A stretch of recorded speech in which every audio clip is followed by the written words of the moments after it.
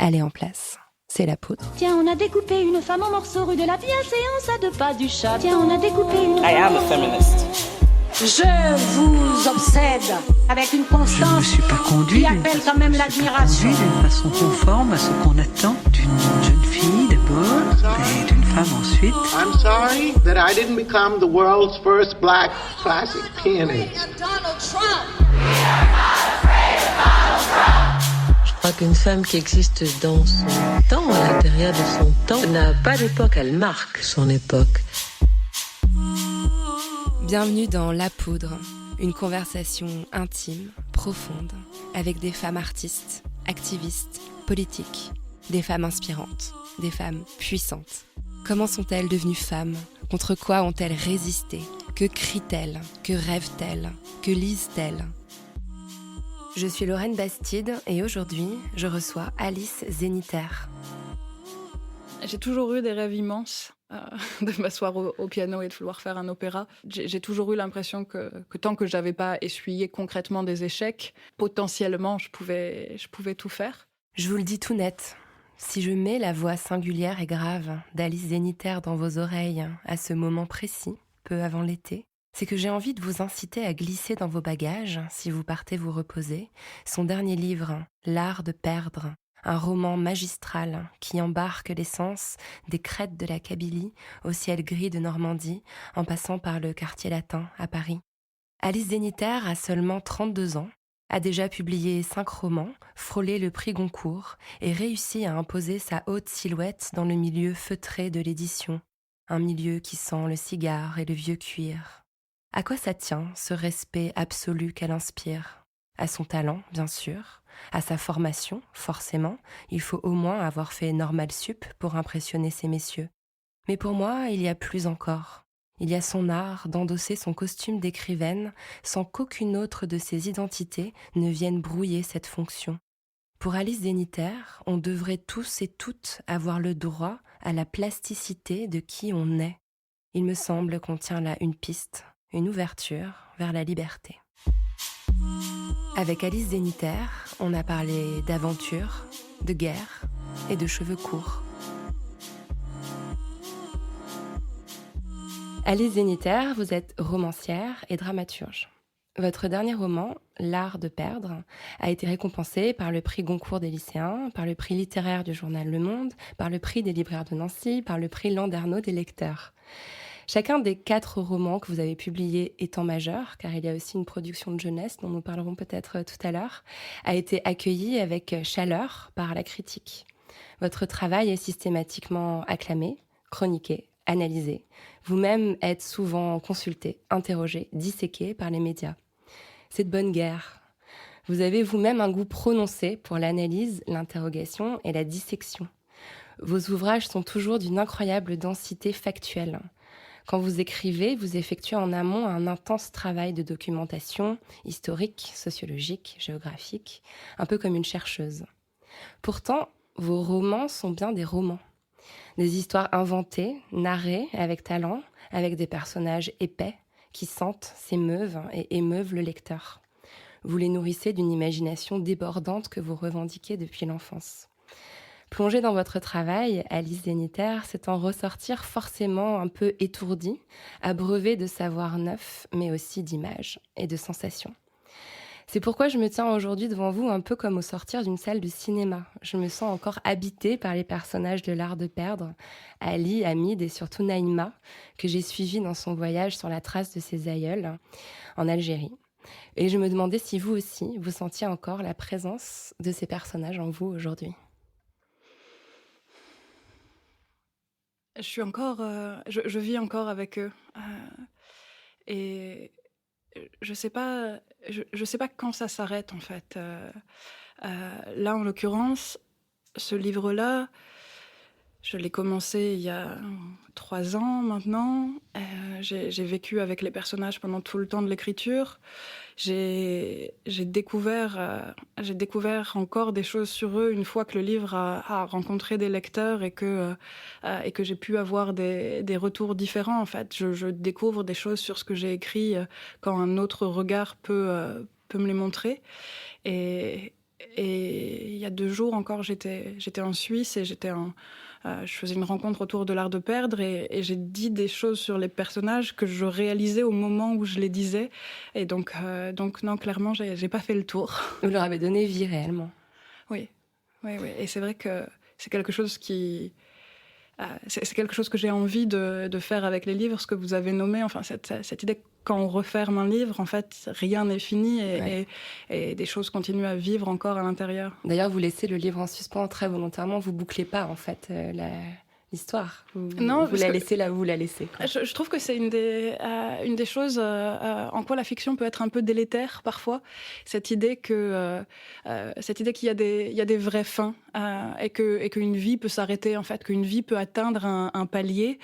C'est la fin des contes de fées par excellence. Ils vécurent heureux et eurent beaucoup d'enfants, comme si à un moment donné la vie arrêtait d'être un combat et un changement et une évolution permanente, comme si à un moment donné aussi on était tout à fait formés en tant qu'adultes et on allait continuer à avancer comme bloc inaliénable.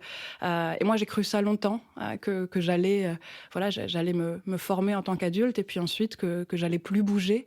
Et je découvre chaque jour à quel point c'est faux et j'avais envie que le livre reflète ça aussi.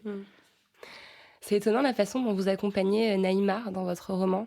Il y a un jeu qui est le jeu de celle qui tient la plume et il y a ce personnage que la narratrice entoure d'une infinie bienveillance tout en la maintenant vraiment à distance d'elle-même. Pourtant, quand vous décrivez le travail de recherche de Naïma, les heures qu'elle passe sur Google et sur YouTube à regarder des archives de l'INA pour comprendre l'histoire de ses grands-parents, arrivée en France en 62 parmi ceux qu'on a dénommés les harkis, c'est un travail que vous, écrivaine, avez dû faire pour le roman. Est-ce qu'il y a une sorte de dédoublement, voire même de triplement, parce qu'il y a la narratrice, il y a vous et il y a Naïma? Oui, parce que donc le jeu, la première personne de la narratrice, c'est un jeu de romancière, mais c'est un jeu d'auteur presque proustien. Enfin, c'est le jeu qui n'est pas du tout un jeu qui aurait un corps physique, une existence, une expérience, un passé. C'est juste le jeu de celle qui dit « je suis en train de fabriquer le livre ». Et donc, ça n'est pas Alizée Zeniter, c'est la romancière. Et Naïma...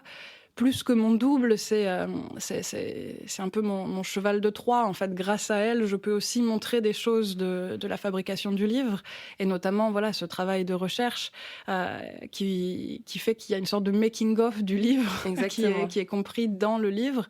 Et c'était important pour moi parce que je voulais aussi montrer que on n'a pas une connaissance innée de l'histoire, de la sociologie, de la géographie, enfin qu'un pays, un pays, ça s'apprend, et ça s'apprend par des moyens divers, que c'est pas parce qu'on est né dans une famille qui serait originaire d'Algérie qu'on connaît l'Algérie. Donc je voulais montrer cet apprentissage en train de se faire, et sa difficulté aussi, enfin les sources dont on peut être bombardé aujourd'hui, dont on ne sait pas à quel point elles sont fiables, tout ce qui se joue pour les gens qui parlent, qui font que leur parole peut être remise en doute, etc. Et Naïma me permet de montrer ça.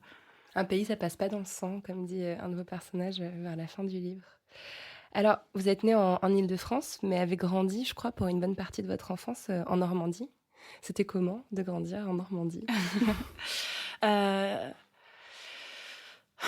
C'était bien. D'abord, je pense que j'ai été formée par ces années-là d'enfance, par le fait d'avoir des espaces qui sont vastes, et des espaces qui sont vides aussi de population, et qui peuvent n'appartenir qu'à moi, sur lesquels je peux projeter tout et n'importe quoi. Si je décide que les roseaux autour de l'étang, c'est une jungle, personne n'est en train d'occuper cet espace différemment pour contredire la fiction que j'invente. Et donc cette enfance à la campagne, elle est pour beaucoup aussi, je pense, dans le fait que je sois devenue écrivaine. Votre enfance, elle est vraiment intéressante. Normalement, j'ai que quelques questions à poser sur l'enfance, et là, j'en ai plein avec vous. Comment on vous parlait quand vous étiez petite?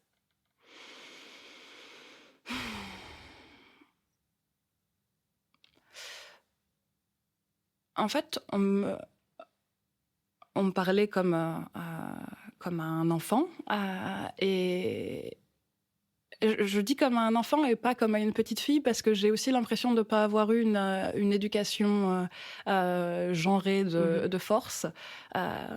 j'ai toujours pu faire tous les types de jeux que j'avais envie de faire, et c'était la même chose. Enfin, si je voulais construire un arc et être Robin des Bois, je pouvais faire ça aussi bien que habiller des Barbies en princesse.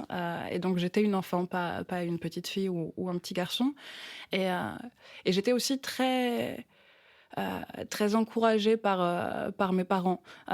Après, il y a eu, quand j'ai grandi, après, il y a eu le poids aussi de les choses qu'on a envie de faire impliquent peut-être une orientation professionnelle, impliquent un réalisme, impliquent un besoin de se conformer à un marché du travail qui arrivera bientôt. Mais enfant, ce sentiment de pouvoir faire tout ce que je voulais et qu'on me disait pas que c'était débile. Enfin, je me souviens par exemple, j'avais eu un livre sur Mozart quand j'étais gamine et j'avais vu que Mozart avait commencé très tôt. En fait, à l'âge que j'avais plus ou moins, il avait écrit son premier opéra et donc je m'étais dit je vais écrire mon premier opéra. Et en fait, au lieu de me dire que c'était un rêve débile, mes parents m'ont laissé passer des heures au piano, ne jamais réussir à dépasser la première note et donc comprendre par moi-même que n'était pas Mozart qui voulait. C'est une très belle anecdote. Vous avez grandi aux côtés de 2 sœurs et dans votre mythologie personnelle, vous racontez souvent les histoires que vous racontiez, vos sœurs et vous. Vous vous racontiez quoi comme histoire ? On avait beaucoup d'histoires de chevaliers, sachant que 3, c'est aussi ce nombre qui permet de créer et de défaire des alliances. Sans cesse, il y a des 2 contre 1 qui changent, et donc on avait des confréries de chevaliers qui changeaient aussi.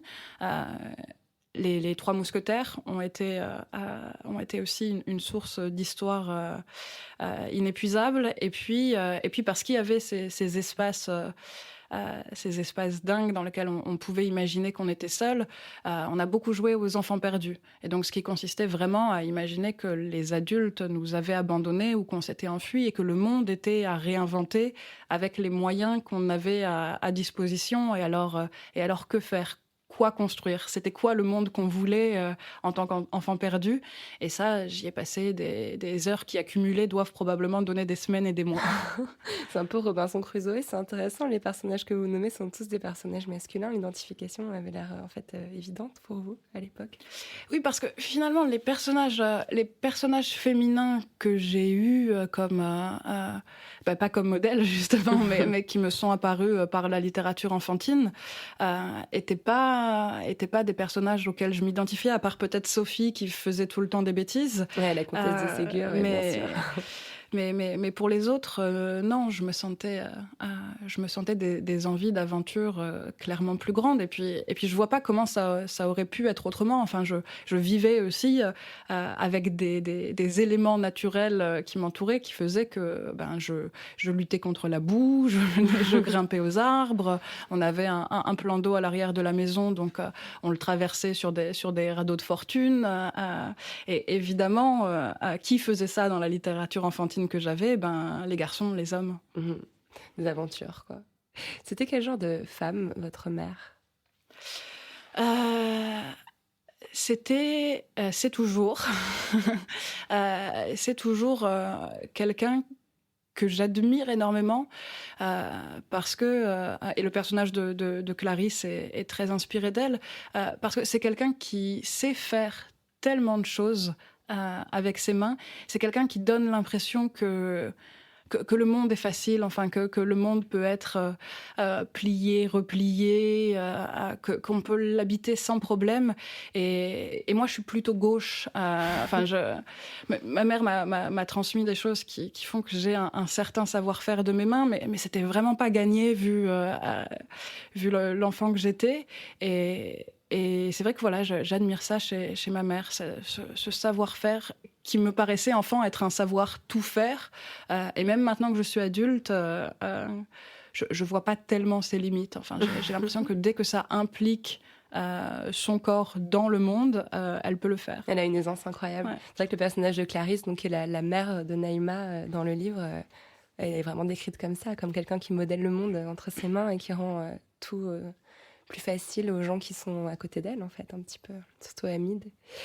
Et alors, votre papa, je vous ai entendu dire sur un plateau de télévision qu'il vous voyait bien un destin de président de la République. Présidente, du coup.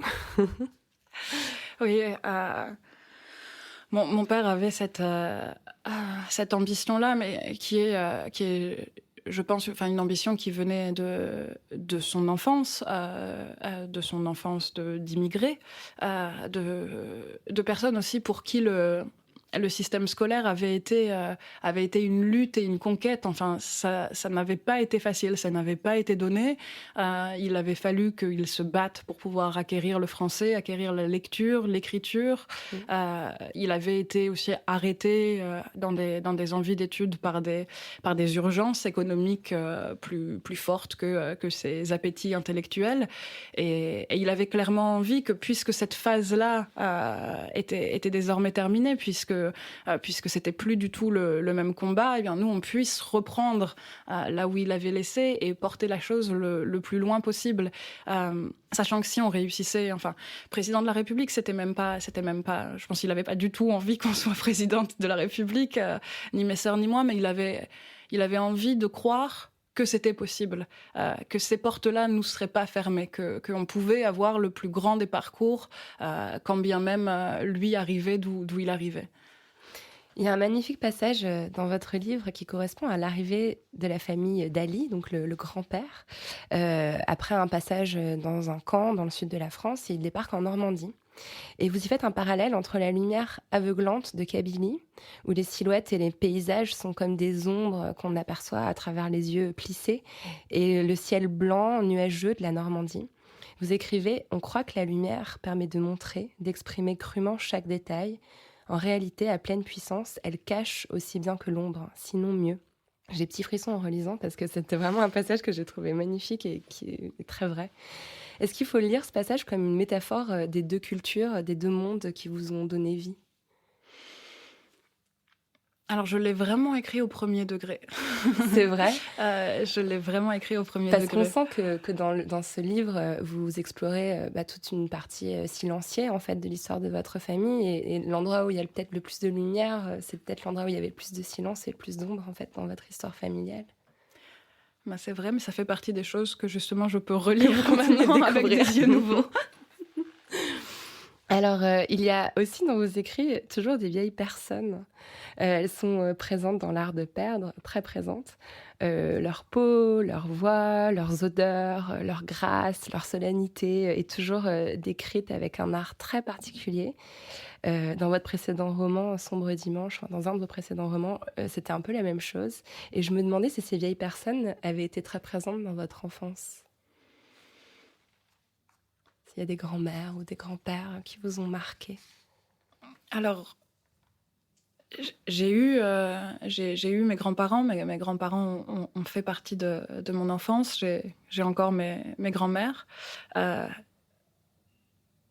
Je pense pas qu'ils aient été plus présents, enfin particulièrement présents par rapport à d'autres familles. Je crois que c'est vraiment quelque chose qui est arrivé par la littérature. Cette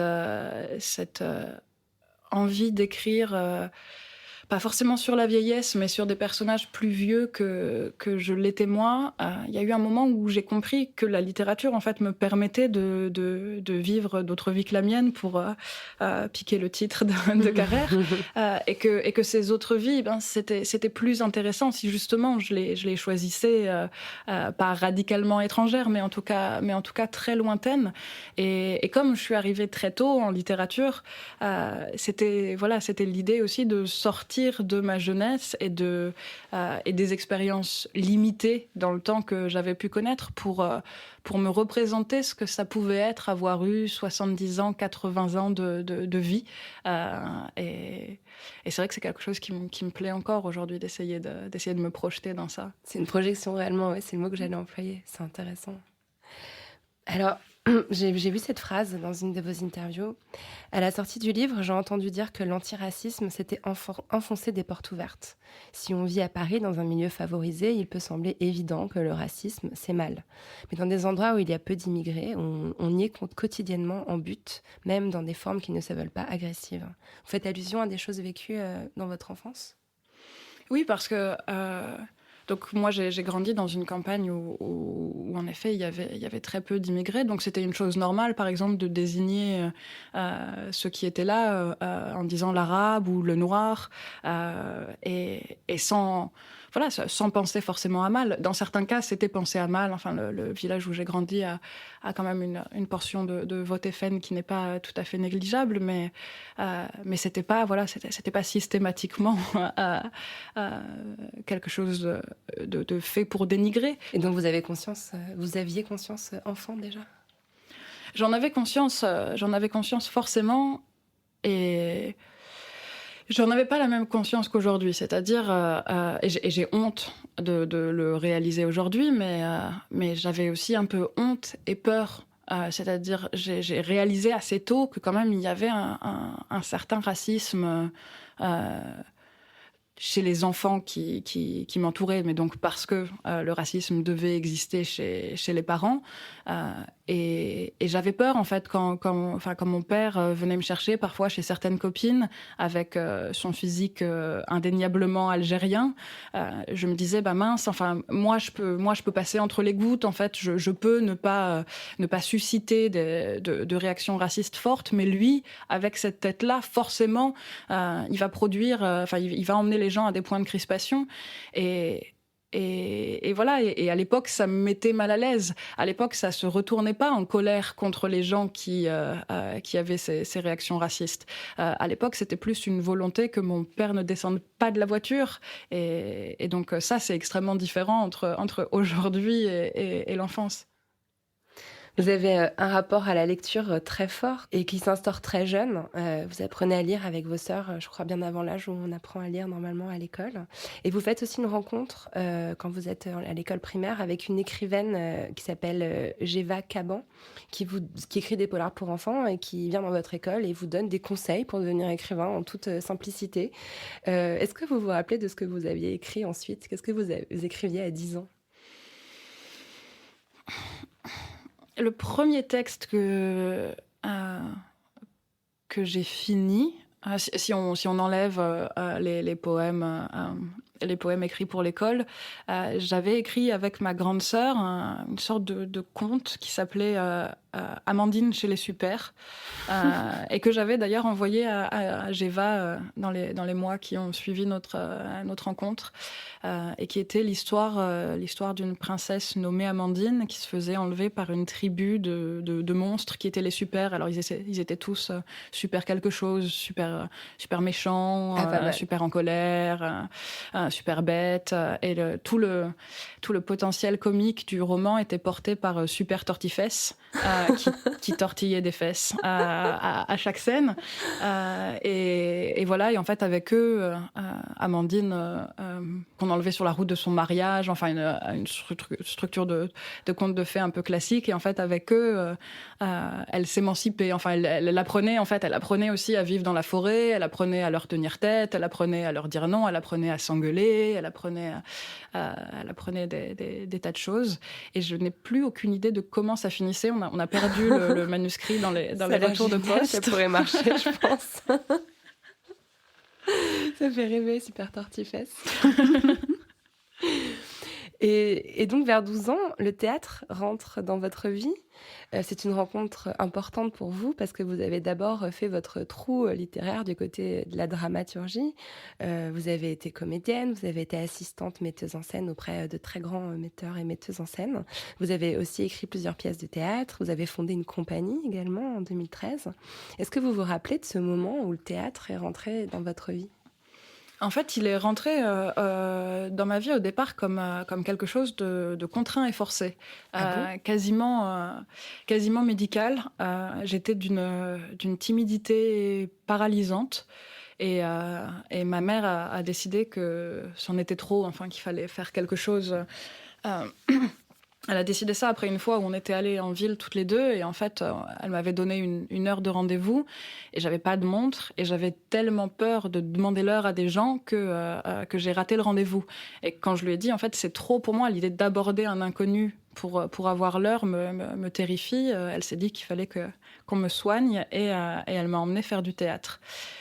Et pendant des années, ça a été une pratique que j'aimais, mais j'arrivais pas tout à fait à trouver ma place parce que justement, j'y suis entrée par le jeu et que j'avais pas du tout envie d'être comédienne et que le trac que je ressentais quand j'étais sur scène ôtait tout le plaisir que je pouvais avoir aux répétitions. Et quand j'ai compris qu'en fait il existait un ailleurs du théâtre, hors de la lumière, qu'on pouvait ne pas avoir à être sur les planches, qu'on pouvait construire des spectacles sans avoir à les représenter, là c'est devenu vraiment une grande passion.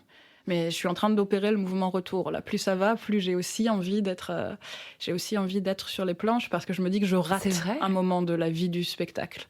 Je rate ce mode de rencontre avec le public et c'est pour ça que je multiplie en ce moment les lectures musicales, les concerts littéraires, les formes qui me permettent d'être sur scène, mais d'être sur scène en tant qu'écrivaine. Enfin, j'ai pas franchi le pas de dire je peux jouer, mais par contre je peux lire, je peux raconter et vivre cette rencontre-là avec le public. Ah, c'est merveilleux, vous êtes sortie d'une boucle que vous aviez commencé à faire dans l'enfance. Comme quoi, je suis peut-être encore en train de soigner une certaine forme de timidité. Oui, c'est vrai. Alors, vous n'aimez pas trop qu'on dise de vous que vous êtes surdoué ou précoce, et pourtant, vous avez publié votre premier roman à l'âge de 16 ans. Il s'appelait 2 - 1 = 0. C'était l'histoire de 2 orphelins qui s'inventaient une vie dans les ruines d'une maison. Ça ressemble un peu à vos histoires c'est tout à fait ça, c'est le jeu des enfants perdus. Ouais. Et ce roman, aujourd'hui, vous portez quel regard sur lui ? C'est pareil, c'est quelque chose qui est en train de changer en fait. Pendant toute la décennie de ma vingtaine, je me disais le livre est épuisé, c'est un petit tirage. Oui, j'ai cherché désespérément, j'ai pas réussi à mettre la main dessus. Et je me disais, je veux pas qu'il soit republié parce qu'en fait, l'idée d'une œuvre de jeunesse est pas totalement compréhensible alors que j'ai 23 ou 25 ou... Et quand vos premiers romans sortent dans des grandes maisons d'édition parisiennes. Ouais. C'est ça, et je me disais, les gens, les lecteurs seront peut-être pas capables d'imaginer tout ce qui a pu se passer entre mes 14-15 ans, donc l'âge que j'avais quand je l'ai écrit, et aujourd'hui, et que pour moi, enfin voilà, c'est une œuvre de jeunesse, et en fait c'est une œuvre d'adolescence, et je fais des choses dedans, enfin que non adolescentes, qui me paraissent absurdes, qui me paraissent obscènes, enfin voilà, cette idée que à 14 ou 15 ans je pouvais avoir une idée de la souffrance, que je pouvais l'exprimer dans toute sa force, que j'ai choisi, enfin voilà, les enfants ils sont orphelins, c'est la guerre. C'est quand même lourd. Enfin, j'ai pas choisi le cadre le plus facile, mais j'étais sûre que je pouvais le faire. Et donc, je voulais vraiment que ce soit rattaché à l'adolescence et pas à la jeune adulte que j'étais. Et maintenant que je suis entrée dans la trentaine, que je commence à avoir des cheveux blancs, que je me dis que je commence à avoir un petit côté vénérable, peut-être que je pourrais laisser le livre ressortir et qu'il apparaîtrait comme ce qu'il est, c'est-à-dire une œuvre lointaine. Vous le regardez avec plus de tendresse aujourd'hui, en fait. Je sais pas si c'est de la tendresse. En fait, il faudrait que je le relise aussi pour pouvoir dire ça. En tout cas, je peux le regarder comme un beau souvenir. C'est quand même étonnant parce qu'il y a déjà le motif de la guerre. Enfin, c'est vraiment un motif qui est quasiment dans tous vos livres. On peut quand même s'interroger dans quelle mesure c'est pas aussi un tout petit peu inscrit en vous malgré vous. Si déjà à 14 ans vous aviez envie d'explorer ça. Ça correspond aussi à une prise de conscience de l'histoire et de l'histoire de ma famille que j'avais eue. C'est pas tout à fait anodin si c'est une histoire de guerre. Il y a évidemment le fait que m'arrivait par la télévision et la radio dans les années précédentes les images de la guerre de Bosnie, enfin que j'étais quand même atteinte par ça, mais c'est à peu près à ce moment-là, à l'adolescence, que je comprends qu'en fait, si je suis née, c'est par une succession de hasards et d'événements historiques, dont le premier est la guerre d'Algérie, qui a fait que ma famille est partie de Kabylie et que mon père est arrivé en France et a pu rencontrer ma mère. Et pendant un moment, justement, je me pose la question, est-ce que ça veut dire que je suis une enfant de la guerre ? Et donc, c'est pas tout à fait étonnant que quand j'écris un premier roman, ça prenne une place aussi prépondérante. C'est le début de votre questionnement. Vous êtes devenue femme ou vous êtes née femme? Alors, à chaque fois que j'entends cette question dans la poudre, je suis stupéfaite par la facilité avec laquelle les autres invités Moi aussi, je suis semblent stupéfaite. répondre. Parce que moi, j'ai un problème à la base qui est je ne sais pas ce que ça veut dire femme dans une question comme ça. Et même... Et même Simone de Beauvoir, puisque c'est elle qui est convoquée ici, elle commence le deuxième sexe en parlant de cette bizarrerie, enfin en disant voilà plus ou moins la moitié de l'espèce humaine est femelle, comme chez tous les autres animaux, et pourtant on nous dit, on nous exhorte, dit-elle, soyez femme, restez femme, devenez femme. Tout être humain femelle n'est donc pas nécessairement une femme. Et moi, je suis à peu près à ce stade-là du questionnement. C'est-à-dire, je suis née femelle. J'ai pas de problème avec ça. Enfin, c'est mon genre biologique et je suis en accord avec lui. Mais après, si femme, ça demande, si femme veut dire un rapport à la féminité, enfin, si femme, c'est une vertu féminine qui devrait s'ajouter au genre biologique, alors je pense que je ne suis pas née femme et que je ne suis pas devenue femme. Toujours pas. Non. Et je pense aussi que ça change, que finalement dans l'art de perdre, il y a beaucoup aussi cette idée que l'identité est pas une construction solide et pérenne, enfin que c'est quelque chose de plastique, qui change avec avec le regard des autres. Et moi, le sentir femme, c'est pareil, enfin arrive ou n'arrive pas, et dans des circonstances très très différentes. C'est-à-dire parfois, je me sens femme parce que, par exemple, je rentre au milieu de la nuit dans une ville et que je me dis que la peur que j'ai, c'est une peur du viol, pas une peur de me prendre un coup, et que ça, c'est quelque chose, c'est quelque chose qui vient du fait que je suis une femme. Et donc là, c'est à la fois parce que je suis une femme et hétérosexuelle, mais quand je suis en face d'un homme qui me plaît et que j'ai envie de séduire, je me sens femme aussi parce qu'il y a une sorte d'altérité en face qui m'attire. Et c'est plus du coup parce que je sens l'autre qui est homme et qui est autre que je vais avoir à me sentir femme. Et sinon, et évidemment, quand on me le renvoie en pleine gueule, alors là, oui, quand j'ai l'impression... Quand le sexisme s'exprime, forcément... Quand j'ai l'impression qu'on m'invente des limites, je sens ça aussi. Et dans ce cas-là, être femme devient aussi une lance de combat. Complètement. Vous êtes rentrée à l'école normale supérieure à 20 ans. Vous vous souvenez de la jeune femme que vous étiez alors, des rêves que vous aviez? Comment vous voyez votre avenir? J'ai toujours eu des rêves immenses.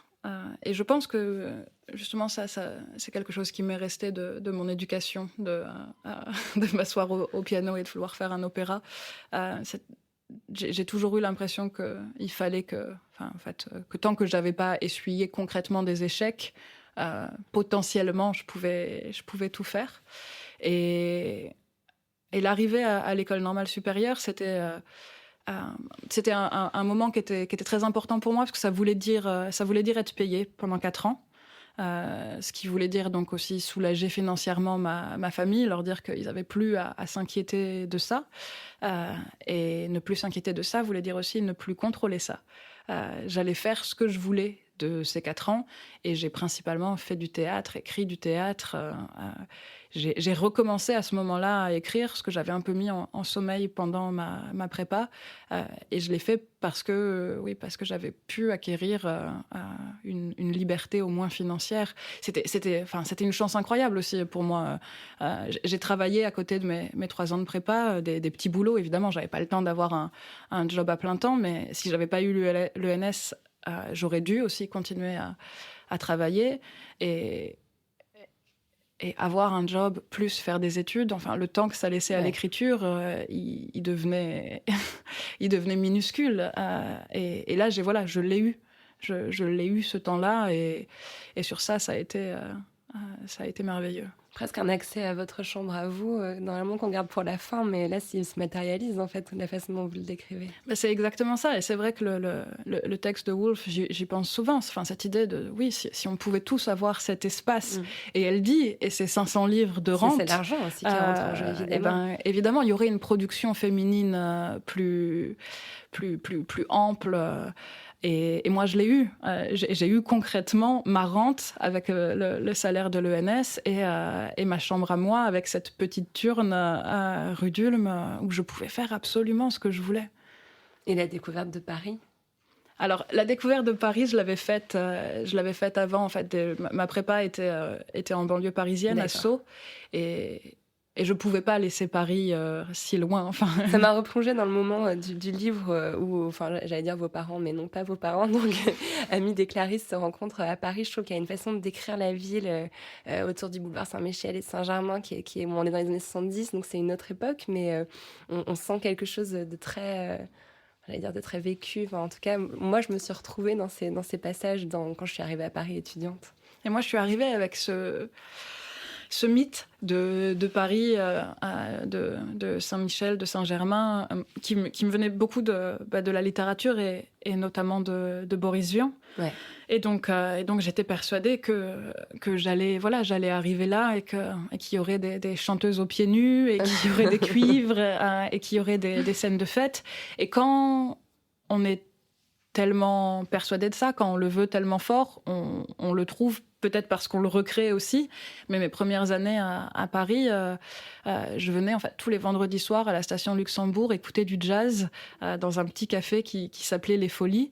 Et le lendemain, c'était le samedi, on avait nos 6 heures de dissert sur table, mais je m'en foutais parce qu'il fallait que je vole ce bout de Paris. Enfin, j'étais pas arrivée de la campagne normande pour m'enfermer et faire uniquement mes études. Il fallait que j'ai tout le fantasme que Paris était pour moi. Et pendant des années, j'ai cru que je pourrais pas quitter cette ville. Je l'aimais, mais follement. Et c'est aussi pour ça que tout à l'heure, je parlais de... l'exemple qui m'est venu, c'est marcher dans une ville au cœur de la nuit, parce que je l'ai donné à Hamid, ce truc de... Je veux la découvrir à toutes les heures possibles. Je veux la connaître à midi, je veux la connaître au crépuscule, je veux la connaître quand tout le monde dort et qu'elle peut n'appartenir qu'à moi. C'était une belle rencontre, Paris. Vous avez attaqué une thèse sur un auteur anglais, Martin Crimp. Martin Crimp. Martin Crimp. Il est très peu connu en France, je l'ai découvert grâce à vous. Alors, il a l'air vraiment assez génial, hein. C'est un auteur de l'absurde, un peu dans la lignée de Beckett, si j'ai bien compris, mais malheureusement, j'ai rien eu le temps de lire de lui. Et en tout cas, ça m'a fait rire parce que j'avais découvert avant ça votre personnage d'Emily dans un autre de vos romans, qui fait une thèse sur un auteur britannique qui s'appelle Galwin Donnell, que vous avez complètement inventé, à qui vous avez carrément donné une bibliographie, des interviews, même des passages de romans. Et c'est un roman qui est plein d'humour, qui est plein de dérision. Et je trouve que l'humour, c'est quelque chose aussi qui revient beaucoup à la fois dans votre travail et dans vos interviews. Et je me demande quelle place a l'humour dans votre vie et dans votre vie de femme également. Qu'est-ce que c'est venu apporter ? C'est pas forcément un trait, en fait, qu'on donne facilement aux femmes, l'humour. Et ben justement, ça fait partie des événements sexistes de ma vie. Je suis quelqu'un qui rit énormément. D'une manière pas du tout jeune fille rangée. Enfin, j'ai des éclats de rire qui sont assez monstrueux, que je contrôle pas. Je m'attends pas moi-même à rire et puis tout à coup j'éclate de rire. Je me fais surprendre par mon propre rire. Enfin, c'est quelque chose d'assez immense pour moi, le rire dans ma vie. Et c'est vrai que par conséquent, très tôt, j'ai rêvé de pouvoir provoquer la même chose chez les autres. Et il y a quelques années, pendant un salon du livre, alors que j'étais en train de rire aux éclats, je confie cette chose. Je dis, j'aimerais bien être plus drôle. J'aimerais pouvoir provoquer des éclats de rire comme ça chez les autres. Et un auteur en face de moi me dit, mais tu sais... c'est pas grave, c'est vraiment pas ce qu'on attend des femmes. Et même, du coup, c'est probablement anti-sexy. C'est beaucoup plus beau une femme qui rit. C'est beaucoup plus, je vais dire appétissant, mais il a quand même pas poussé la chose jusqu'à ce stade. Mais c'était ça l'idée. Et ça me, enfin voilà, une chose comme ça me désole. Et en même temps, c'est vrai que c'est très présent. Et à chaque fois que j'ai un éclat de rire, par exemple, je pense, il y a ce proverbe débile qui revient me hanter, mais le femme qui rit à moitié dans ton lit. Et donc à chaque fois, je me pose la question de est-ce que je devrais arrêter ce rire? Est-ce qu'il est interprété de manière sexuelle? Mais merde, c'est juste tellement bon de rire que je peux pas me bloquer pour ces raisons-là. Mais donc oui, l'humour joue une grande place dans ma vie et en littérature aussi. Les auteurs qui peuvent me faire éclater de rire, je leur voue une reconnaissance éternelle. C'est rare d'éclater de rire en lisant un livre. Souvent on sourit, mais rire en lisant un livre. C'est tellement compliqué par le papier de réussir à faire passer cette surprise aussi que demande l'éclat de rire que je suis extrêmement admirative de ceux qui le peuvent. Je voudrais qu'on parle un instant de Jusque dans nos bras, donc un roman que vous avez écrit à 23 ans, qui a été récompensé du prix de la Porte Dorée, la toute première édition de ce prix. Il raconte l'histoire d'Alice, une jeune femme à qui vous avez prêté votre prénom, vous nous en parliez tout à l'heure. Elle épouse son ami d'enfance, Mad, qui est malien, afin de lui permettre d'obtenir des papiers français. C'est un roman très engagé, très politique, qui questionne frontalement le racisme, l'immigration, la façon dont la France se débat avec ces questions. Et j'ai l'impression qu'avec ce roman, vous avez endossé une fonction qui ne va pas de soi pour un écrivain ou une écrivaine, qui est celle d'intellectuel. D'ailleurs, vous la tenez encore avec un aplomb, je trouve vraiment impressionnant. On vous interroge beaucoup sur l'actualité en permanence. On vous demande de commenter des conflits, des questions géopolitiques. Et je me demandais si vous preniez plaisir à endosser ce rôle d'intellectuel. J'essaye de l'endosser uniquement quand je sais de quoi je parle. C'est-à-dire quand vraiment j'ai une analyse à livrer qui peut pas forcément faire bouger les choses, je me crédite pas tant que ça, mais en tout cas qui peut aussi ne pas nuire à la cause que j'ai envie de défendre. J'ai l'impression que certaines paroles, quand elles sont pas assez travaillées, pas assez abouties, ressemblent à la caricature d'elles-mêmes et donc deviennent inaudibles pour ceux qui passent et qui ne sont pas déjà des convertis. Et donc c'est vrai que c'est ce fil-là sur lequel je me tiens. À la fois, j'ai envie, c'est vrai, il y a des tas de problèmes dont j'ai envie de parler et je le fais en fait en privé. J'essaye dans la sphère publique de me laisser happer uniquement quand j'ai quelque chose de construit à porter. Et puis oui, enfin c'est vrai que j'ai cette figure de l'intellectuel. J'ai grandi avec elle. Elle fait partie de ce premier temps de fantasme de ce qu'est la vie artistique et intellectuelle. Quand on parlait de Saint-Michel, de Saint-Germain tout à l'heure, oui, c'est Vian, oui, c'est Gréco, oui, c'est tous les jazzmen américains, mais c'est Sartre aussi. Et donc... Et de Beauvoir qu'on a aussi évoqué. Tout à fait. Ils sont tous là. On est vraiment à Saint-Germain des années 60, là, c'est parfait. Vous vous trouvez régulièrement sur des plateaux de télévision où vous êtes la seule femme. Je pense par exemple à la Grande Librairie où vous étiez sur ce plateau entouré d'auteurs quinquagénaires qui vous regardaient avec, je trouve, respect en fait. Est-ce que vous avez déjà ressenti une certaine forme de sexisme dans l'approche médiatique à votre égard ? Je vous trouve assez épargnée pour tout vous dire. En fait, je crois que... Alors, je ne sais pas si j'ai de la chance. Je ne sais pas si c'est quelque chose... Je ne sais pas si c'est quelque chose que je dégage de toute façon. Alors, j'ai l'impression aussi qu'il y a beaucoup de données qui sont en jeu. Mais par exemple, c'est idiot et ça a vraiment l'air d'être un détail. Mais je suis arrivée dans les médias. J'étais une jeune femme et j'étais une très jeune femme.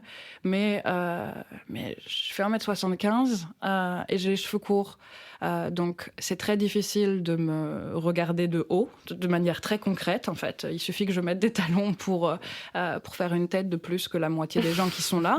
Donc, c'est difficile de me regarder de haut, c'est difficile de me regarder comme une petite chose.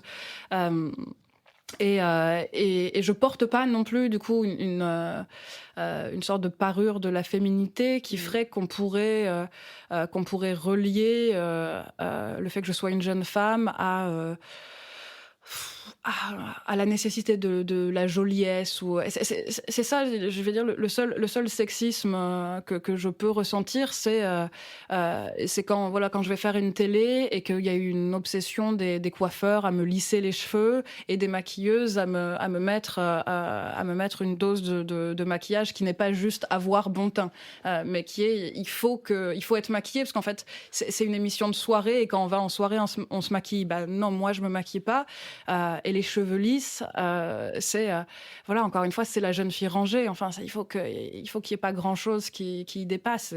Moi, ma tête est un chaos de boucles et de mèches, et je vois pas de nécessité de les ranger parce que je suis une jeune femme, et on demande pas ça aux hommes. Mais c'est vraiment des détails. J'ai quand même moi aussi l'impression d'avoir été beaucoup épargnée par ce que peut subir une jeune femme, et de pas avoir, voilà, j'ai pas l'impression qu'on m'a beaucoup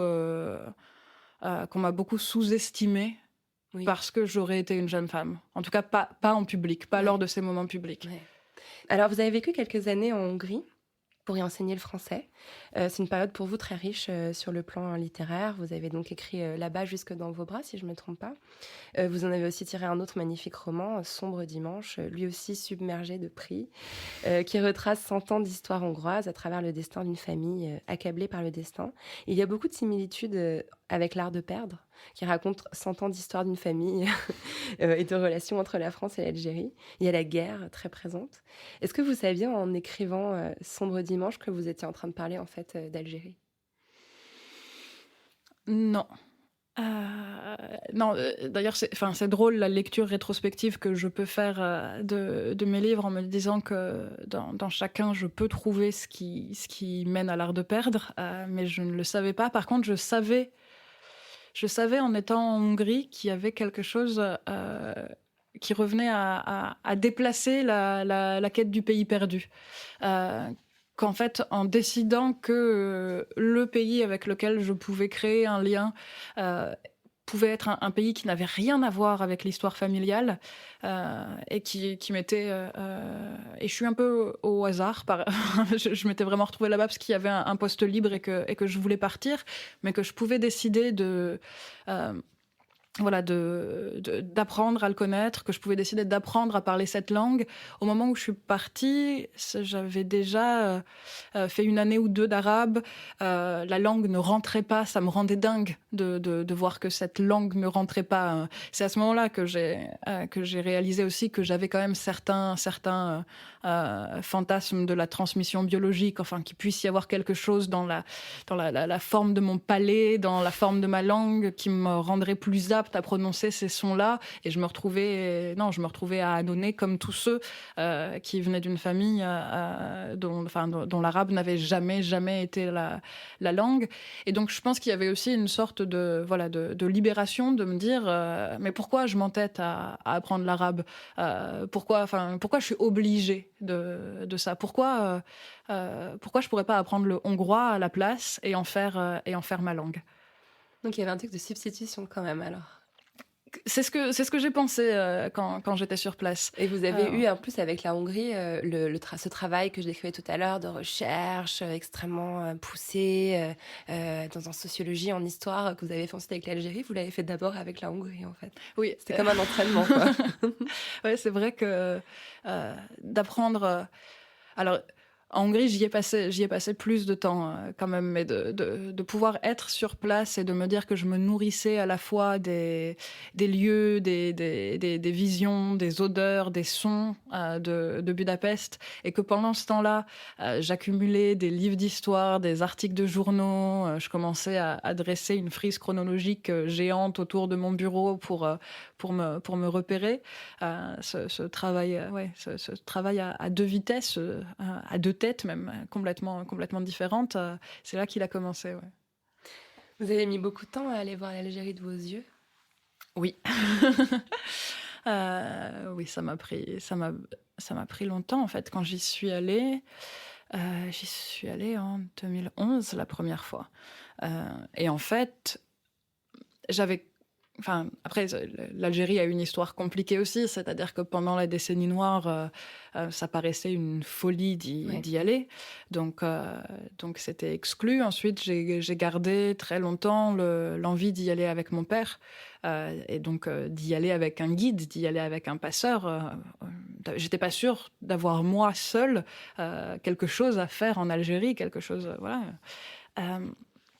Et puis en 2011, donc voilà, c'est après ces années à apprendre l'arabe, c'est après la Hongrie. Il y a le frère de mon meilleur ami qui lance un projet de documentaire sur le premier voyage en Algérie, donc de son frère et de moi, eux étant fils de pieds noirs et moi étant petite fille de harki entre guillemets.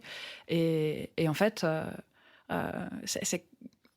c'est quelque chose que j'ai failli ne pas faire quand Jean appelle en disant voilà, du coup j'ai débloqué des fonds, j'ai une petite production, je peux payer les billets de ferry de tout le monde. Ma première réaction est de dire j'y vais pas.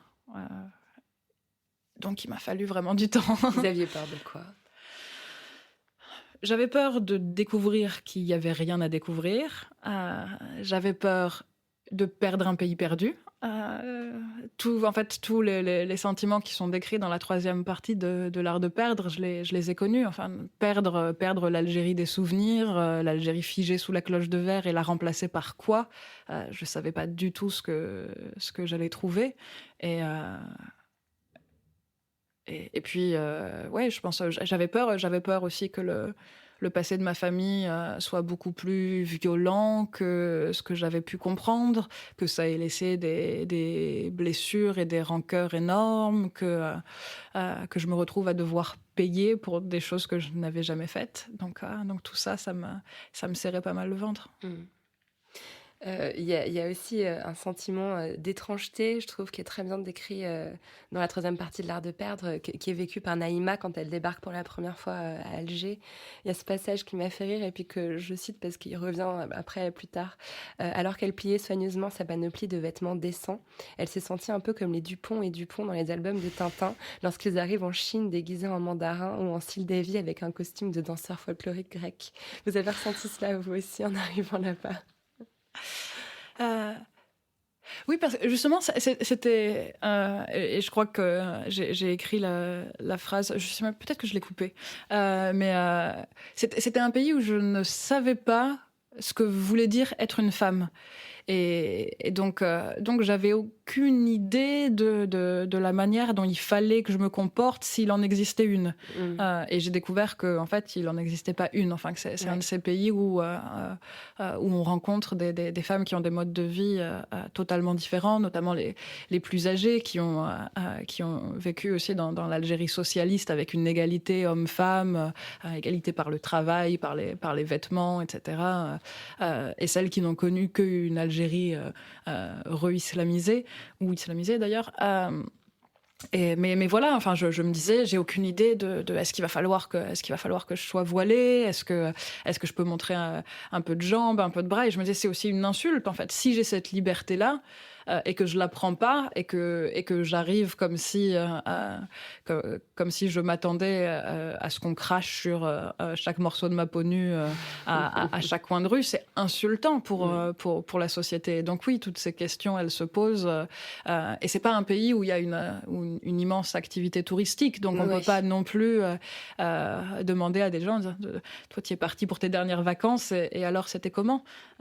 Et donc j'ai improvisé, et je me suis retrouvée dans des situations un peu compliquées quand après avoir été dans des villages kabyles hyper libres pour des festivals ou des moments comme ça, quand je me suis retrouvée à avoir rangé au fond de mon sac tous mes vêtements, mes panoplies décentes, et que tout à coup je me retrouve après quelques heures de route dans un village totalement différent où je sens qu'il faudrait que je me couvre mais que j'ai plus rien, et que du coup je vais pas me mettre à poil au bord de la route pour me couvrir, justement. Enfin, donc oui, ça a été et beaucoup de réflexions. Ça transparaît beaucoup dans le roman, même à chaque fois qu'elle va allumer une cigarette et qu'elle sait pas très bien si c'est ok ou pas. Enfin, et il y a ce passage aussi, ce que vous décrivez, il y a le personnage de Rachida qui est tellement délicieux dans le livre, où elle dit je prends le livre pour le lire.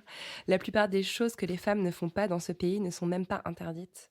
Elles ont juste accepté l'idée qu'il ne fallait pas qu'elles le fassent. Tu as vu à Alger le nombre de terrasses où il n'y a que des hommes. Ces bars ne sont pas interdits aux femmes. Il n'y a rien pour le signaler. Et si j'y entre, le personnel ne me mettra pas dehors. Pourtant, aucune femme ne s'y installe. De même qu'aucune femme ne fume dans la rue. Et ne parlons pas de l'alcool. Moi, je dis tant que la loi ne me défend pas les choses, je continuerai à les faire. Dussé-je être la dernière Algérienne à boire une bière tête nue. C'est très fort comme passage. Et ensuite, elle décrit le moment où quand elle a ses règles et qu'elle voit la puberté arriver, d'un seul coup, elle regrette d'être une femme. C'est des rencontres que vous avez faites là-bas. Ces femmes-là, elles vous ont parlé, elles vous ont dit ces choses-là quand vous y êtes allée. Et j'ai rencontré des femmes qui menaient vraiment quotidiennement ce combat pour leur liberté et des femmes qui me faisaient honte aussi, finalement de la facilité de mon combat et je me disais mais finalement parce que j'arrive dans un pays où j'ai été quand même très libre, j'arrive avec l'impression d'être une féministe à la pointe. J'arrive et j'ai par exemple voilà ma liberté sexuelle alors que ces femmes sont mariées et donc j'arrive avec l'impression d'en faire plus et finalement je réalise que ce qu'elles font et la violence à laquelle elles s'exposent, je suis moi incapable de la vivre. Et justement, je rencontre des femmes qui me disent non, on va aller la boire en terrasse cette bière et on va fumer et on les emmerde. Et moi, j'ai trop peur pour faire ça. Et dès qu'elles ont le dos tourné, je me couvre et j'accepte de pouvoir fumer que dans les salons de thé, etc. Et donc finalement, je suis pas du tout une plus grande combattante féministe qu'elles ne peuvent l'être, bien au contraire. Et après, voilà, arrive la question de est-ce qu'on peut mener tous les combats Ouais. Est-ce que... ou est-ce que non, ou est-ce qu'on s'économise pour certains qui nous correspondent plus, qui nous atteignent plus, est-ce qu'on peut mener les combats des autres dans les autres pays aussi? Tout ça, c'est des questions que je me pose beaucoup, qui apparaissent aussi d'ailleurs dans l'art de perdre, quand Naïma et son patron ont vaguement cette conversation autour de Fanon, de Glissant, et de un bourgeois blanc qui parle des textes de lutte des minorités. Est-ce qu'il est ridicule ou est-ce qu'il a bien raison, parce qu'en fait on a besoin que le combat passe par des gens comme lui pour pouvoir être entendu. Vous n'avez pas tranché encore? Non. J'aimerais bien avoir la réponse personnellement. Il y a aussi un autre moment où il est question de féminisme dans le livre que j'aime beaucoup. C'est une toute petite phrase, j'aimerais bien la retrouver. Ah voilà, c'est le moment où donc Hamid arrive à Paris, au boulevard Saint-Michel, vraiment mon passage préféré. Il y a cette phrase: les féministes de la capitale les impressionnent. Donc on parle d'Hamid et de ses amis. Ils ne savent pas comment les aborder. Hamid, lui, recherche leur compagnie. Elles sont comme lui affublées d'une tare supplémentaire aux yeux de la société parce qu'elles sont femmes. Ça pourrait être une définition du féminisme intersectionnel, c'est-à-dire qu'on met sur le même plan la race et le genre. Oui, et c'est quelque chose que j'avais découvert du coup en lisant des textes de féminisme américain. Ouais. Et en écrivant l'art de perdre, ces textes que j'avais un peu oubliés, qui appartenaient à mon temps universitaire, puisqu'il y avait une grosse part de gender studies dans ma thèse, puisque j'étudiais les figures féminines chez Crimp. Cette part-là est ressortie, et je me suis dit aussi que ça m'intéressait de parler de l'intersectionnalité, mais de manière un peu immédiate et empirique. C'est pas quelque chose que Hamid théorise. Il serait peut-être même pas capable de le théoriser au moment où il le vit. C'est juste, il sent que quelque chose là se joue, qui fait que ces femmes sont plus proches de lui que les étudiants parisiens ou les syndicalistes qu'il rencontre dans les réunions, syndicalistes hommes, puisque le mot ne porte pas le genre, et que donc il est amené vers elles comme vers des compagnes de lutte plus évidentes. Il y a aussi, dans La Poudre, on aime bien citer des femmes écrivaines ou chercheuses. Et vous dites que c'est en partie à cause du livre Sauf qui peut la vie de Nicole Lapierre que vous avez été inspirée pour écrire L'art de perdre. Parlez-moi un peu de ce livre. Je l'ai découverte aussi grâce à vous et elle a un destin extraordinaire, cette femme. Alors, dans la première et majeure partie du livre, elle retrace l'idée d'une transmission du suicide entre les femmes de sa famille, de génération en génération.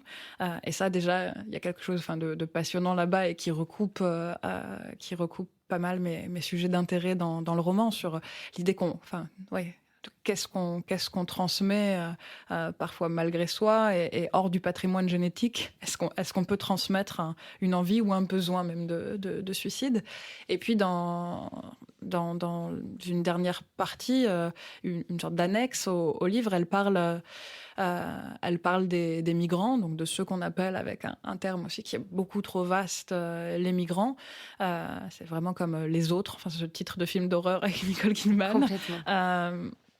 Et elle dit en fait que justement le fait de les appeler les migrants, le fait d'écraser ces trajectoires multiples sous une appellation et sous l'étiquette aussi de tragédie, ça fait que en fait, on les voue à susciter au mieux la compassion et au pire, le rejet, la xénophobie, etc., la peur totale.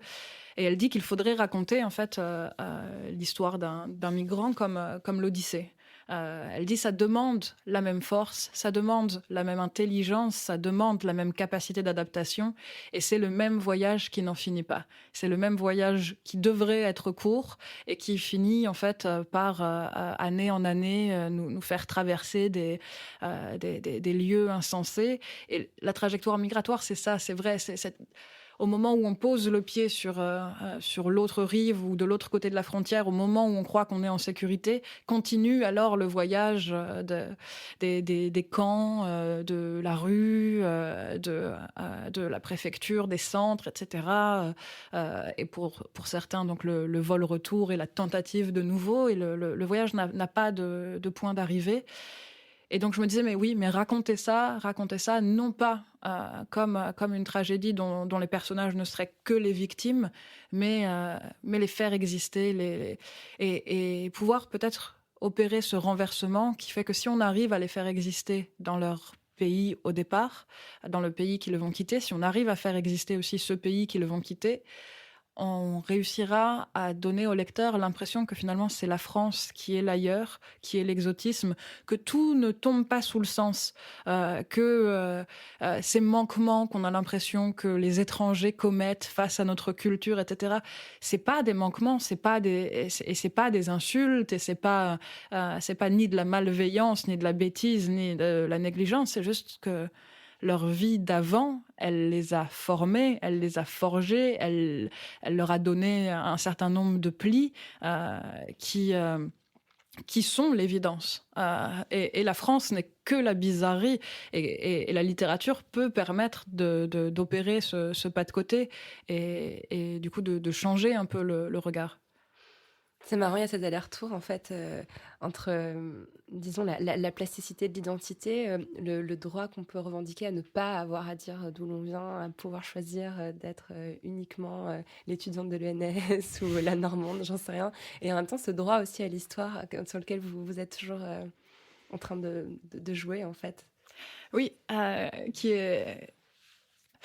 qui est un fil, c'est vrai, et il y a des multiples retournements qui s'opèrent. Je pense qu'en fait, il y a un droit à l'histoire pour que puisse exister aussi un droit au refus de l'histoire. Si on n'a pas accès, et pas uniquement à l'histoire de sa famille, pas uniquement au personnel, mais est-ce que ça implique en termes de peuple, de pays, de tribus, dirait Deleuze, et de tout ce qui se joue pour les différentes sociétés. Enfin, le rapport entre la France et l'Algérie, c'est d'un côté comme de l'autre un gros siècle d'histoire et de sac de nœuds. Donc il se joue là énormément de choses. Il faut pouvoir y avoir accès avant de dire je refuse de prendre à plein ces déterminismes. Parce qu'on ne peut pas refuser quelque chose qu'on n'a pas, enfin qu'on ne nous offre pas, qu'on ne nous donne pas. Donc il n'y a pas de... Il n'y a absolument pas de liberté s'il n'y a pas la possibilité, s'il n'y a pas une vraie possibilité du refus. Donc le droit à l'histoire vient... On s'en sort, voilà. ouais. On se sort du dilemme. Alors, il y a une autre femme autrice à laquelle vous rendez hommage dans L'Art de perdre, c'est la poète britannique Elizabeth Bishop, dont l'un des poèmes vous a inspiré le titre. Il est retranscrit en intégralité vers la fin du livre. Est-ce que vous seriez d'accord pour le lire pour les auditrices et auditeurs de La Poudre ? Oui. Alors, voilà. Dans l'art de perdre, il n'est pas dur de passer maître. Tant de choses semblent si pleines d'envie d'être perdues que leur perte n'est pas un désastre. Perds chaque jour quelque chose. L'affolement de perdre tes clés, accepte-le et l'heure gâchée qui suit. Dans l'art de perdre, il n'est pas dur de passer maître. Puis entraîne-toi, va plus vite, il faut étendre tes pertes, aux endroits, aux noms, aux lieux où tu fis le projet d'aller, rien là qui soit un désastre. J'ai perdu la montre de ma mère, la dernière ou l'avant-dernière de 3 maisons aimées, partie. Dans l'art de perdre, il n'est pas dur de passer maître. J'ai perdu 2 villes, 2 jolies villes, et plus vastes, des royaumes que j'avais, 2 rivières, tout un pays. Il me manque, mais il n'y eut pas là de désastre. Et en fait, il manque la dernière strophe. C'est vrai. Ouais. Vous l'avez enlevé volontairement ou... Oui. Parce que... Je ne pouvais pas me résoudre à mettre le poème en entier. J'ai l'impression aussi que la manière dont on découvre une œuvre d'art, elle crée la relation qu'on va avoir avec elle, elle crée l'intimité qu'on va avoir avec elle. Et je ne voulais pas donner le poème entier et faire qu'on puisse découvrir Elizabeth Bishop uniquement en passant, en lisant l'art de perdre. Et donc l'art de perdre, mon roman cette fois. Et donc je me suis dit que si je laissais cette dernière strophe manquante, alors les lecteurs et lectrices que le poème avait intrigués pourraient le découvrir par eux-mêmes. Et alors là, ça allait leur appartenir. Est-ce qu'ils prenaient un recueil d'Elizabeth Bishop dans une librairie ou une bibliothèque ? Est-ce qu'ils allaient sur Internet ? Et puis aussi, j'avais cet espoir qu'ils puissent le découvrir en langue originale, en anglais, ouais. Parce que vraiment, sur la dernière strophe, il y a une sorte d'invention d'écriture qui est toute la modernité de la poésie de Bishop, et je trouve que elle est beaucoup plus fluide et rythmée dans la vraie langue de la poétesse. Mon invitation à aller la lire entièrement est donc formulée. C'est l'heure de la question un peu bizarre de La Poudre. Quel rapport entretenez-vous avec votre utérus, Alice Zeniter ? Je n'ai aucun rapport particulier avec mon utérus. C'est un organe interne de mon corps et en ce sens, il n'est pas différent de mes intestins ou de mon foie. Aussi parce que j'ai pas d'enfant, je veux pas en avoir, et donc cette possibilité incroyable de l'utérus, c'est pas du tout quelque chose auquel je pense tous les jours. J'ai plus de rapport clairement avec ma vulve, mon vagin, mon clitoris, qui sont des outils de la sexualité récréative, qu'avec l'utérus qui est associé à la sexualité reproductive. Si vous voulez pas avoir d'enfant, c'est quelque Non. chose que vous arrivez à affirmer comme ça à 31, 32 ans de façon ferme et définitive ? Ferme et définitive, j'ai commencé en disant que je savais à quel point la vie était une évolution constante, oui, et qu'en fait on n'atteignait pas des paliers, mais non, je sais que j'en veux pas, et ça fait partie aussi des choses qui me paraissent nécessaires pour préserver ma chambre à moi.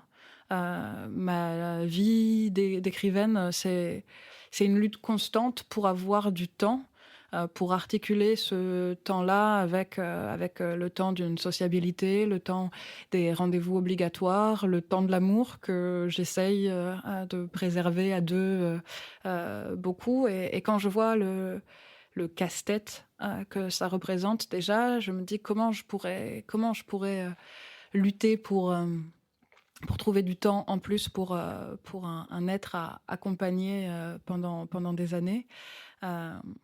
Et avoir un enfant pour ne pas lui donner tout ce temps-là, ça me paraît extrêmement cruel. Donc non, j'ai pris la décision de ne pas en avoir.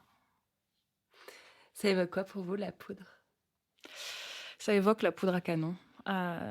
Et vraiment la poudre à canon à l'ancienne, enfin dans des petits sacs en cuir.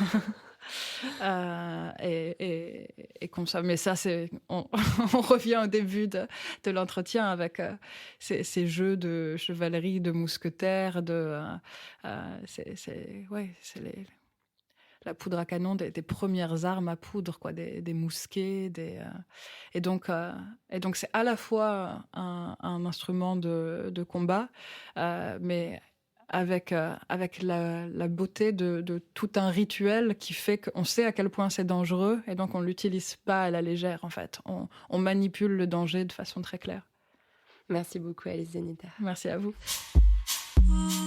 Merci à Alice Zeniter d'être venue faire parler la poudre avec moi. La poudre est une émission produite par Nouvelles Écoutes. Elle est réalisée par Aurore Meyer-Mailleux, avec à la programmation, la préparation et la prise de son Zisla Tortello et au mixage Laurie Galigani. Le générique est extrait de la chanson L'appétit de Bonnie Banane, produite par Gauthier Visiose. Si vous aimez l'émission, le mieux est de nous le dire avec des étoiles, 5 de préférence, sur iTunes. Vous pouvez aussi suivre et faire parler la poudre sur les réseaux sociaux, La Poudre TV sur Instagram, La Poudre NE sur Twitter et La Poudre Podcast sur Facebook. Si vous aimez les femmes, les livres et surtout les livres écrits par des femmes, rendez-vous sur notre site La Poudre Lit, où nous recommandons toutes les 2 semaines des ouvrages pour aller plus loin après l'écoute des épisodes de La Poudre. Pour ne louper aucun épisode, pensez à vous abonner à notre fabuleuse newsletter. Il suffit de vous rendre sur le site nouvellesécoutes.fr et de cliquer sur La Poudre. L'occasion de découvrir toutes les autres émissions que nous produisons. À très vite et continuez de faire parler la poudre. Cet épisode a été enregistré dans une chambre de l'hôtel Grand Amour, que je remercie pour leur soutien inconditionnel depuis la première saison de La Poudre. Le décor est génial, entièrement chiné.